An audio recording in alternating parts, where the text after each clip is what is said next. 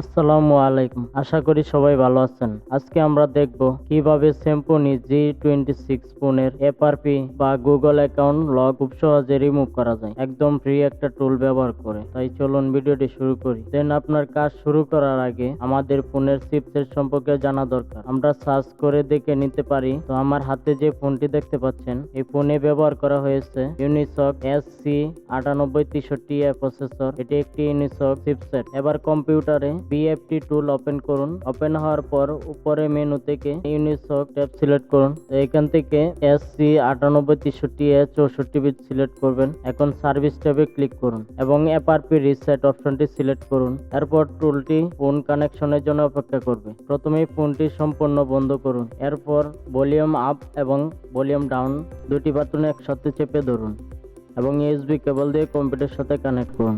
Phone connect হওয়ার সাথে সাথে টুলটি কাজ শুরু করবে। মাত্র কয়েক সেকেন্ডের মধ্যেই এফআরপি লক রিমুভ হয়ে যাবে। তো দেখতে পাচ্ছেন এখানে সাকসেস, এফআরপি রিসেট ওকে। দেখুন আপনার কাজটি সম্পূর্ণ।